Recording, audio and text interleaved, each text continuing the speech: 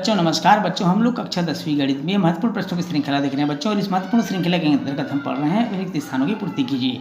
हमने पूर्व भाग में 35 प्रश्नों को कर लिया है बच्चों। अब 35 प्रश्नों से आगे के प्रश्नों को देखते हैं। तो चलिए देखते हैं बच्चों 36वां प्रश्न, और इस भाग का पहला प्रश्न है बच्चों, यदि सावधि जमा खाता में ब्याज की गणना तिमाही आधार पर की जाती है। ध्यान समझेंगे बच्चों, यदि सावधि जमा खाता में ब्याज की गणना तिमाही आधार पर की जाती है तो वार्षिक दर खाली स्थान होगा। इसका उत्तर होगा बच्चों 1/4, 1/4। क्या होगा इसका आंसर? 1/4, क्योंकि एक साल में 4 तिमाही होता है। कितना तिमाही होता है बच्चों? 4 तिमाही होता है। अगला प्रश्न है, शिक्षा उपकर खाली स्थान की राशि पर लगाई जाती है। प्रश्न एक बार और सुन लेंगे बच्चों, शिक्षा उपकर खाली स्थान की राशि पर लगाई जाती है। तो यहाँ पर लिखेंगे देय आयकर। क्या आ जाएगा खाली स्थान में बच्चों? देय आयकर। अगला प्रश्न है, अगला खाली स्थान है, सावधि जमा खाते में खाली स्थान ब्याज लगाया जाता है। सावधि जमा खाते में हमेशा याद रखिएगा बच्चों, चक्रवृद्धि ब्याज लगाया जाता है। कौन सा ब्याज लगाया जाता है? चक्रवृद्धि ब्याज। चक्रवृद्धि ब्याज लगाया जाता है। आवर्ती जमा खातों में ब्याज की गणना खाली स्थान होती है। आवर्ती जमा खातों में ब्याज गणना खाली स्थान होती है। तो सही आंसर क्या आना चाहिए बच्चों? मासिक होती है। क्या होती है? मासिक। आप लोगों ने देखा होगा प्रश्न हल करते समय कि जैसे 2 वर्ष दिया है तो 2 वर्ष बराबर 2 × 12 अर्थात 24 माह, और ये एन के जगह में लेते हैं बच्चों, क्योंकि इसका गणना करते हैं। तो सूत्र कौन सा लगाते हैं बच्चों? आवर्ती जमा खाते का एन, आपको याद होगा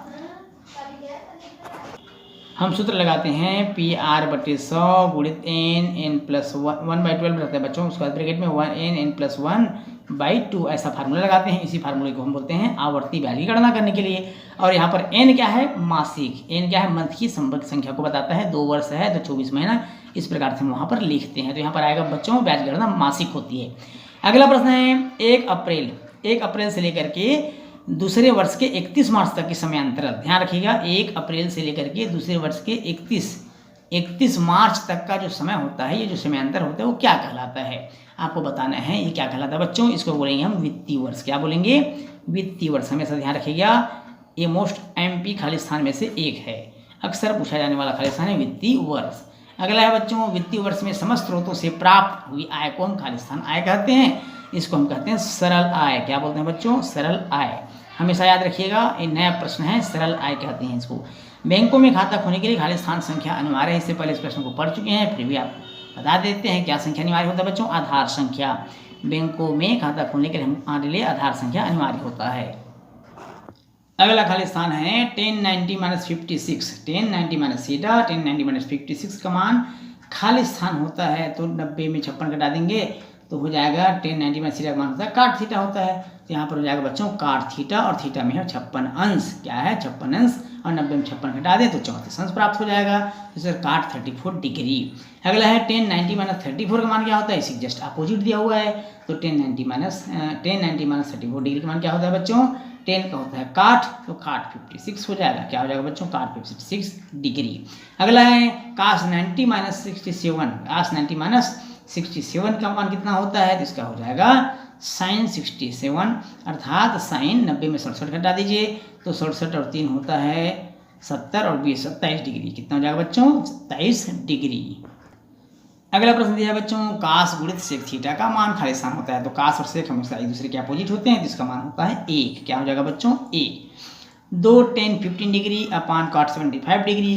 तो इसका मान कितना होगा बच्चों? 10 15 को या cot 70 किसी एक को बदल देंगे तो कट जाएगा, और इसका आंसर आ जाएगा 2। 2 × 1 अर्थात 2 हो जाएगा। क्या हो जाएगा बच्चों? यहाँ पर 2 होगा। अगला है करड़ी में 1 + tan² थीटा बराबर खाली स्थान होता है। तो 1 + tan² थीटा सर्वसंख्या बच्चों, ये सर्वसंख्या क्या होता है आपको याद होगा, sec² थीटा बराबर 1 + tan² थीटा होता है, अर्थात sec² थीटा जिसका वर्गमूल sec थीटा होता है। तो यहाँ पर हो जाएगा sec थीटा। खाली स्थान में क्या आ जाएगा बच्चों? sec theta. अगला प्रश्न है, एक भवन के पाद से 25 मीटर की दूरी से भवन के शिखर का उन्नयन कोण 45 अंश है। तो भवन की ऊंचाई खाली स्थान होगी। भवन की ऊंचाई कितनी होनी चाहिए बच्चों? भवन की ऊंचाई खाली स्थान होगी, और 45 अंश दिया हुआ है तो इसकी भवन की ऊंचाई कितनी हो जाएगी? क्योंकि यहाँ पर बच्चों 10 45 का मान 1 होता है, और भवन की ऊंचाई पूछा है तो यहाँ पर आएगा खाली स्थान में 25 मीटर ही प्राप्त होगा। कितना होगा? 25 मीटर। अगला प्रश्न है, यदि मीनार की ऊंचाई और उसकी छाया की लंबाई समान हो। ध्यान रखिएगा, ये मीनार है और ये उसकी छाया और लंबाई समान है बच्चों। यहाँ पर tan थीटा का सूत्र लगेगा 1/1 अर्थात 45 अंश। यहाँ पर हो जाएगा उन्नयन कोण कितना अंश होगा बच्चों? 45 अंश। 10 45 का मान 1 होता है, तो यहाँ पर आ जाएगा 45 अंश। अगला प्रश्न है, धूप में खड़े एक व्यक्ति की छाया उसकी ऊंचाई की करड़ी 3 गुनी हो उस समय सूर्य का उन्नयन कोण क्या होना चाहिए? उस समय सूर्य का उन्नयन कोण होगा बच्चों, कर्ण 3 गुनी है 1/√3 अर्थात 30 डिग्री। कितना अंश हो जाएगा बच्चों? 30 अंश। कितना होगा? 30 अंश। अगला खालिस्तान है बच्चों, समरूप बहुभुज की संगत भुजाएं खालिस्तान होती है। तो क्या होती है बच्चों? समान अनुपात की होती है। समरूप बहुभुज की संगत भुजाएं समान होती है या समान अनुपात में होती है, ऐसा आप लिख सकते हैं। समान अनुपात, क्या लिख सकते हैं बच्चों? समान अनुपात में होती है, ऐसा आप लिख सकते हैं। अगला है समरूप बहुभुज की संगत भुजाएं खालिस्तान होती है। समरूप बहुभुज की संगत भुजाएं खालिस्तान होती है। प्रश्न रिपीट हुआ है बच्चों, दोनों सेम है, दोनों में समान आंसर आएगा। अगला प्रश्न है, अगला खालिस्तान है बच्चों, सभी सर्वांग समबाहुभुज खालिस्तान होते हैं। तो सर्वांग समबाहुभुज हमेशा समरूप होते हैं, तो यहाँ पर खालिस्तान में आ जाएगा समरूप होते हैं। अगला है, दो समरूप त्रिभुजों के क्षेत्रफल का अनुपात किन्हीं दो खालिस्तान के वर्गों के अनुपात के बराबर होता है। तो यहाँ पर क्या लिखेंगे बच्चों? खालिस्तान के वर्गों के अनुपात के बराबर होगा। दो समरूप त्रिभुज क्षेत्रफल का अनुपात, ध्यान समझेंगे, दो समरूप त्रिभुजों के क्षेत्रफल का अनुपात किन्हीं दो, ध्यान से, दो समरूप त्रिभुजों के क्षेत्रफल का अनुपात किन्हीं दो खालिस्तान के वर्गों के अनुपात के बराबर होता है। एक प्रमेय है, यहाँ पर आएगा बच्चों किन्हीं दो संगत भुजाओं। क्या लिखेंगे यहाँ पर? संगत भुजाओं, क्योंकि संगत भुजाओं के वर्गों के अनुपात के बराबर होता है। तो खालिस्तान लिखेंगे आप संगत भुजाओं। अगला है, दो समरूप त्रिभुजों की संगत भुजाएं खालिस्तान होती है। अब यहाँ संगत भुजाएं क्या होगी? दो समरूप त्रिभुजों में बच्चों अनुपातिक होगी। यहाँ पर हम लिखेंगे अनुपातिक होगी। ये 13 प्रमेय से संबंधित प्रश्न है बच्चों। अगला है, दो समरूप त्रिभुजों के क्षेत्रफल बराबर हो तो वे खालिस्तान होते हैं। खालिस्तान होते हैं बच्चों, सर्वांग सम होंगे। क्या होंगे? सर्वांग सम। तो यहाँ खालिस्तान में लिख देंगे हम सर्वांग सम होते हैं। अगला खालिस्तान है बच्चों, किसी वृत्त के व्यास उसकी त्रिज्या की खालिस्तान होती है। बहुत सरल है, दुगनी होती है। क्यों? क्योंकि व्यास का सूत्र होता है बच्चों, व्यास बराबर 2 गुणित त्रिज्या। तो व्यास क्या हुआ? त्रिज्या का क्या हुआ बच्चों? दुगना हुआ। तो यहाँ पर आ जाएगा दुगनी। वृत्त का व्यास बराबर खालिस्तान गुणित वृत्त की त्रिज्या। तो वृत्त का व्यास बराबर खालिस्तान, तो यहाँ पर आ जाएगा 2। अभी बताया, ऊपर में सूत्र लिखा हुआ बच्चों, 2 गुणित वृत्त की त्रिज्या। अगला प्रश्न है, 3 असंरेख बिंदुओं से होकर एक और केवल एक वृत्त खींचा जा सकता है। क्या खींचा जा सकता है बच्चों? वृत्त खींचा जा सकता है। यहाँ पर आप लिखेंगे वृत्त खींचा जा सकता है। अगला खालिस्तान है, किसी वृत्त की बराबर जीवाएं केंद्र से खालिस्तान दूरी पर होती है। किसी वृत्त की बराबर जीवाएं केंद्र से खालिस्तान दूरी पर होती है बच्चों, तो आप लिखेंगे समान दूरी पर होती है। यहाँ पर लिखेंगे खालिस्तान में समान दूरी पर होती है। अगला है, वृत्त के परिमाप को सामान्यतः खालिस्तान कहा जाता है। वृत्त के परिमाप को परिधि कहा जाता है। क्या कहा जाता है बच्चों? परिधि। ध्यान समझेंगे, वृत्त के परिमाप को क्या कहा जाता है? सामान्यतः परिधि कहा जाता है। वृत्त की सबसे लंबी जीवा या सबसे बड़ी जीवा हमेशा व्यास कहलाती है या व्यास कहते हैं। क्या कहेंगे बच्चों? उसको व्यास कहेंगे। वृत्त की सबसे लंबी जीवा को व्यास कहा जाता है। अगला खालिस्तान है बच्चों, दो विषम संख्याओं का योग हमेशा खालिस्तान होती है। दो विषम संख्याएं, जो विषम संख्या जैसे 1 है, 3 है, 5 है, 7 है, ये सभी विषम संख्याएं होती है बच्चों। किन्हीं भी दो विषम संख्याओं को जोड़िए, 1 और 3 को जोड़िए, 4 प्राप्त हो रहा है।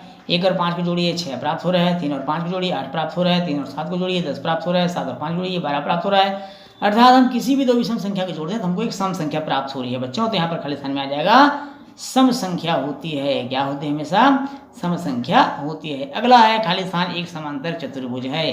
तो खालिस्तान को हम समांतर चतुर्भुज के भी नाम से जानते हैं बच्चों, वो है आयत, रेक्टेंगल। किसको बोलते हैं समांतर चतुर्भुज? आयत। अगला है, समचतुर्भुज का प्रत्येक कोण खालिस्तान का अंश का होता है। तो समचतुर्भुज का प्रत्येक कोण 90 अंश का होता है। कितने अंश का होता है बच्चों? 90 अंश का होता है।